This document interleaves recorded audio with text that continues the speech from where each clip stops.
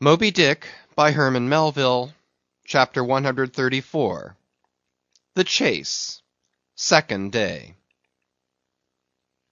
At daybreak, the three mastheads were punctually manned afresh. "Do you see him?" cried Ahab, after allowing a little space for the light to spread. "See nothing, sir." "Turn up all hands and make sail.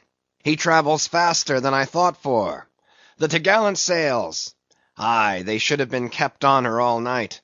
But no matter, 'tis but resting for the rush."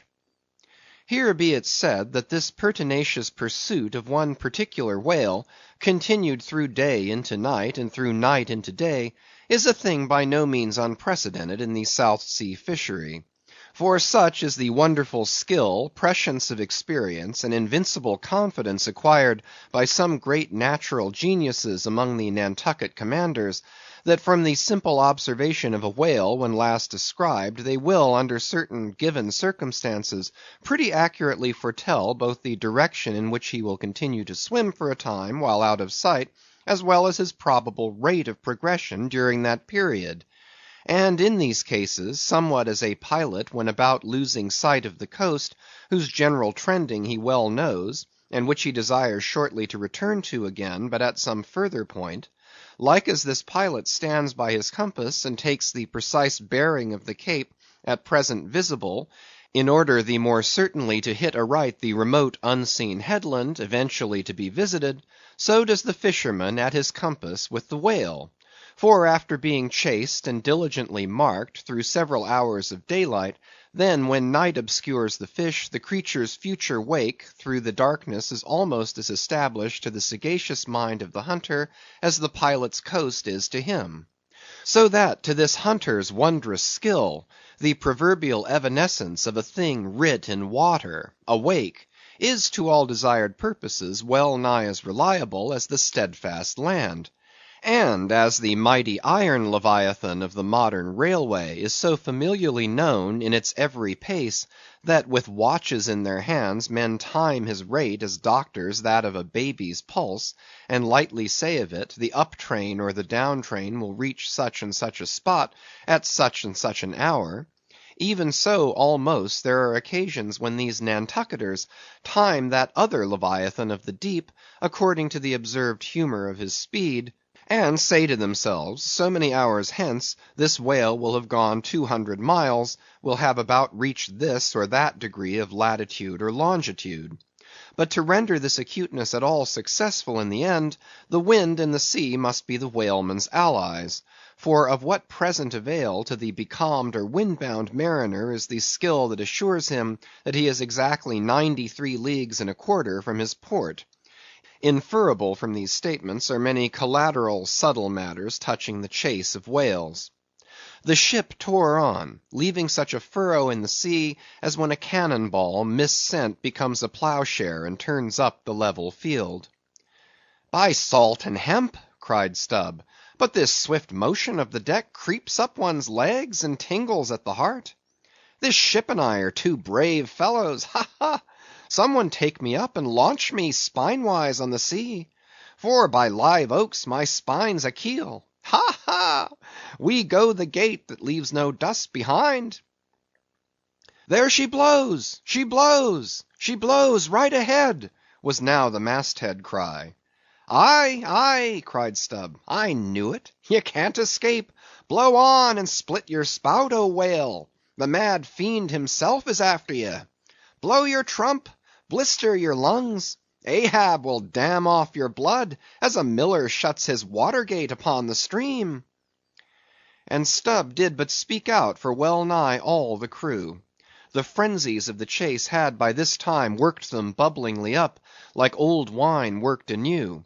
Whatever pale fears and forebodings some of them might have felt before, these were not only now kept out of sight through the growing awe of Ahab, but they were broken up, and on all sides routed, as timid prairie hares that scatter before the bounding bison.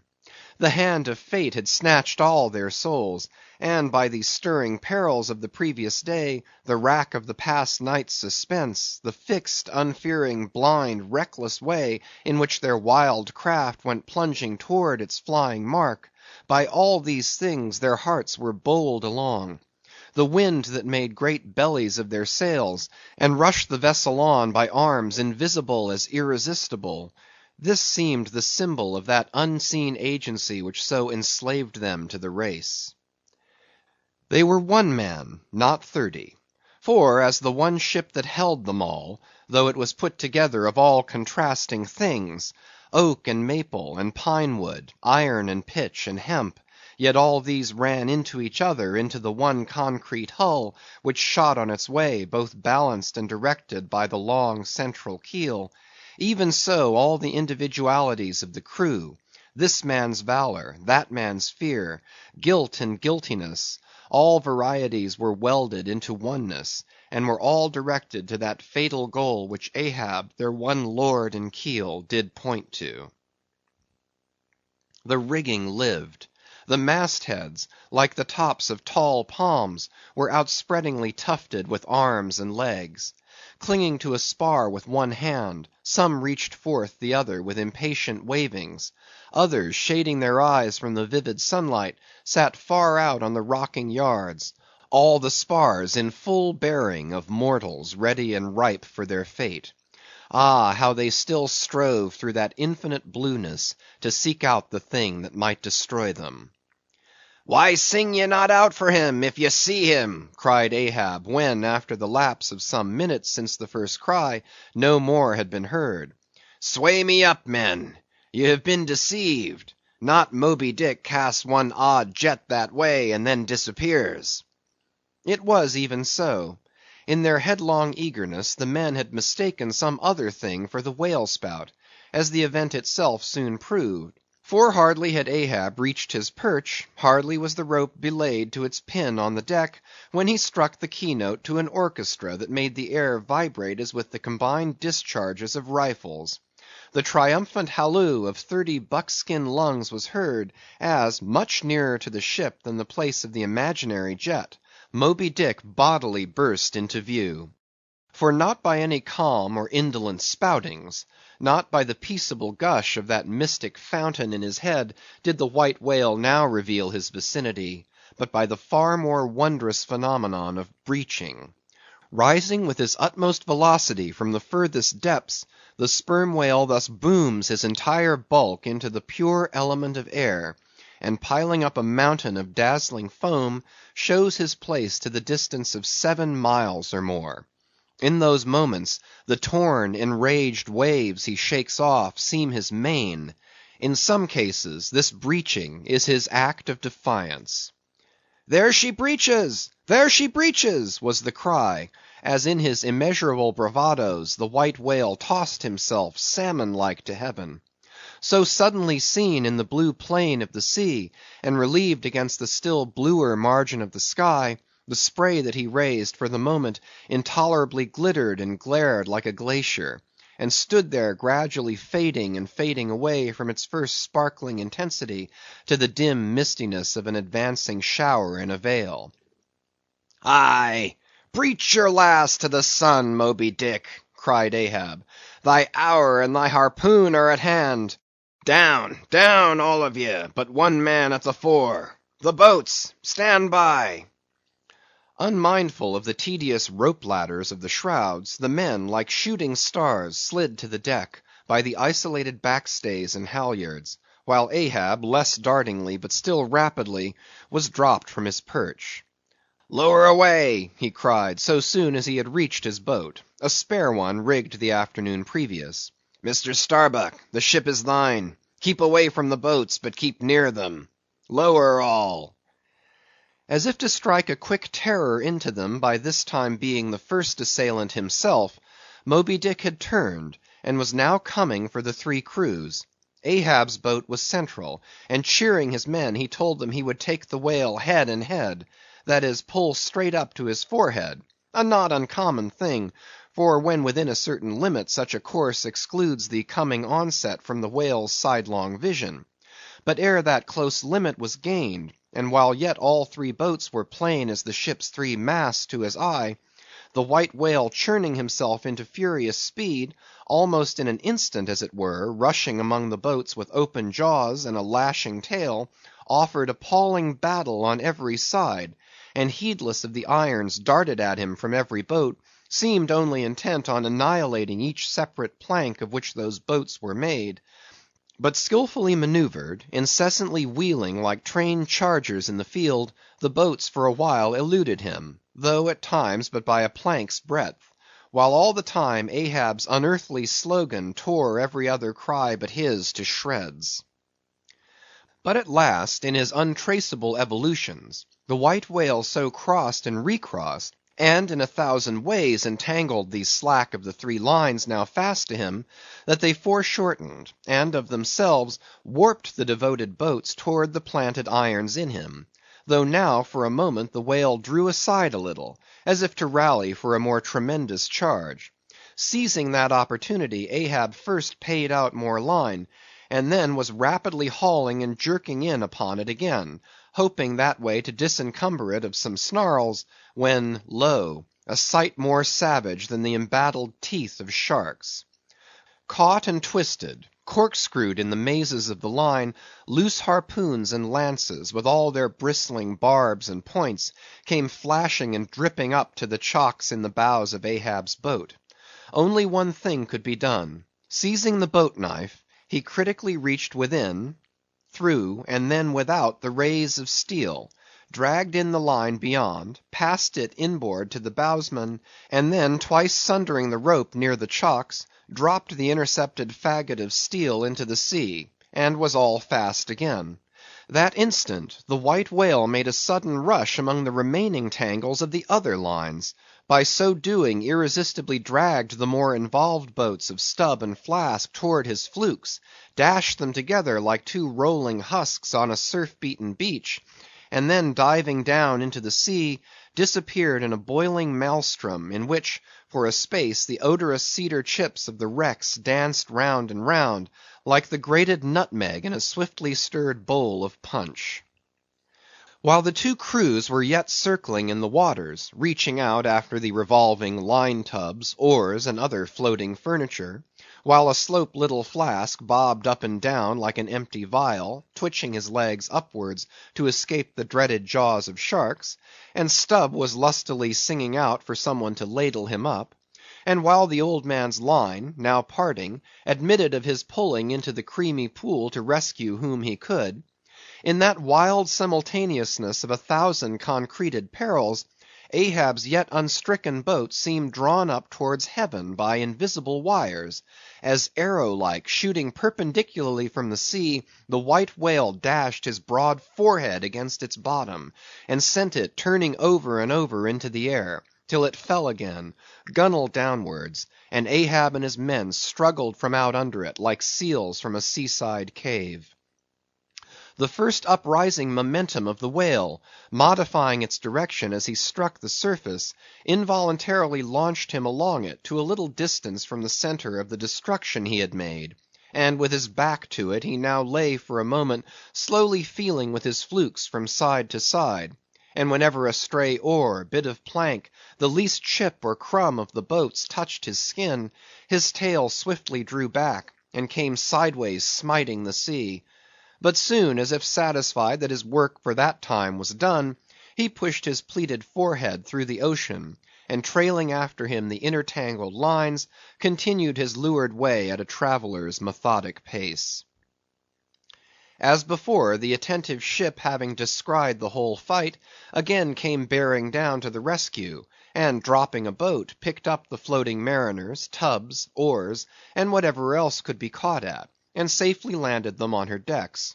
Some sprained shoulders, wrists, ankles, livid contusions, wrenched harpoons and lances, inextricable intricacies of rope, shattered oars and planks; all these were there, but no fatal or even serious ill seemed to have befallen any one. As with Fedallah the day before, so Ahab was now found grimly clinging to his boat's broken half, which afforded a comparatively easy float; nor did it so exhaust him as the previous day's mishap. But when he was helped to the deck, all eyes were fastened upon him, as instead of standing by himself, he still half hung upon the shoulder of Starbuck, who had thus far been the foremost to assist him. His ivory leg had been snapped off, leaving but one short, sharp splinter. Aye, Starbuck, 'tis sweet to lean sometimes, be the leaner who he will, and would old Ahab had leaned oftener than he has. The ferrule has not stood, sir, said the carpenter, now coming up. I put good work into that leg. But no bones broken, sir, I hope, said Stubb, with true concern. Aye, and all splintered to pieces, Stubb, d'ye see it? But even with a broken bone, old Ahab is untouched, and I account no living bone of mine one jot more me than this dead one that's lost. Nor white whale, nor man, nor fiend can so much as graze old Ahab in his own proper and inaccessible being. Can any lead touch yonder floor, any mast scrape yonder roof? Aloft there, which way? Dead to leeward, sir. Up helm then. Pile on the sail again, shipkeepers. Down the rest of the spare boats, and rig them. Mr. Starbuck, away, and muster the boats' crews. Let me first help thee towards the bulwarks, sir. Oh, how this splinter gores me now. Accursed fate, that the unconquerable captain in the soul should have such a craven mate. Sir! My body, man, not thee. Give me something for a cane. There, that shivered lance will do. Muster the men. Surely I have not seen him yet. By heaven, it cannot be. Missing? Quick, call them all. The old man's hinted thought was true. Upon mustering the company, the Parsee was not there. The Parsee, cried Stubb. He must have been caught in the black vomit wrench thee. Run, all of ye, above, alow, cabin, forecastle. Find him. Not gone, not gone. But quickly they returned to him with the tidings that the Parsee was nowhere to be found. Aye, sir, said Stubb, caught among the tangles of your line. I thought I saw him dragging under. My line, my line! Gone, gone! What means that little word? What death knell rings in it, that old Ahab shakes as if he were the belfry? The harpoon, too. Toss over the litter there. D'ye see it? The forged iron men, the white whales. No, no, no. Blistered fool. This hand did dart it. 'Tis in the fish. Aloft there. Keep him nailed. Quick. All hands to the rigging of the boats. Collect the oars. Harpooneers, the irons, the irons.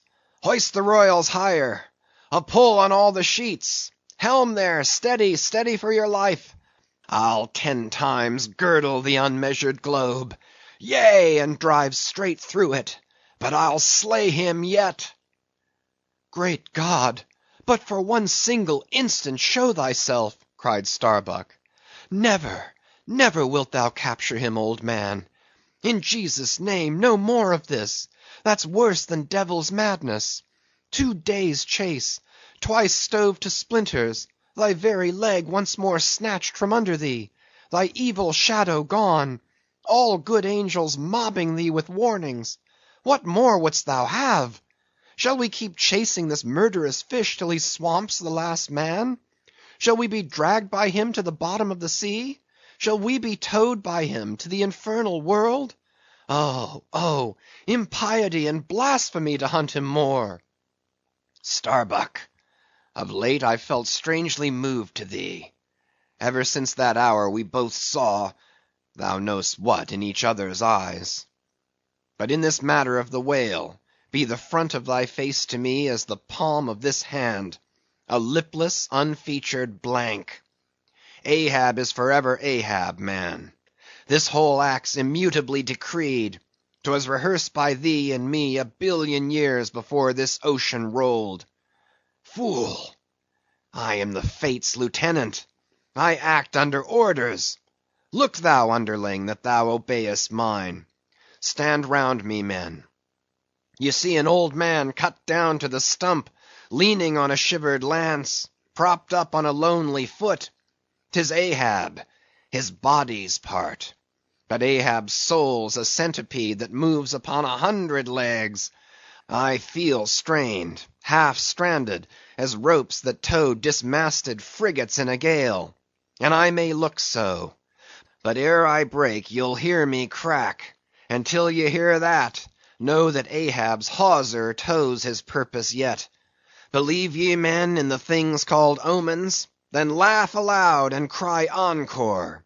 For ere they drown, drowning things will twice rise to the surface, then rise again to sink for evermore. So with Moby Dick. 2 days he's floated. Tomorrow will be the 3rd. Aye, men, he'll rise once more, but only to spout his last. Do ye feel brave, men? Brave! As fearless fire, cried Stubb. And as mechanical, muttered Ahab. Then, as the men went forward, he muttered on. The things called omens. And yesterday I talked the same to Starbuck there concerning my broken boat. Oh, how valiantly I seek to drive out of others' hearts what's clinched so fast in mine. The Parsee, gone, gone. And he was to go before, but still was to be seen again ere I could perish. How's that? There's a riddle now might baffle all the lawyers backed by the ghosts of the whole line of judges. Like a hawk's beak it pecks my brain. I'll solve it, though. When dusk descended, the whale was still in sight to leeward. So once more the sail was shortened, and everything passed nearly as on the previous night, only the sound of hammers and the hum of the grindstone was heard till nearly daylight, as the men toiled by lanterns in the complete and careful rigging of the spare boats, and sharpening their fresh weapons for the morrow. Meantime, of the broken keel of Ahab's wrecked craft, the carpenter made him another leg, while still as on the night before, slouched Ahab stood fixed within his scuttle, his hid heliotrope glance anticipatingly gone backward on its dial, sat due eastward for the earliest sun. Chapter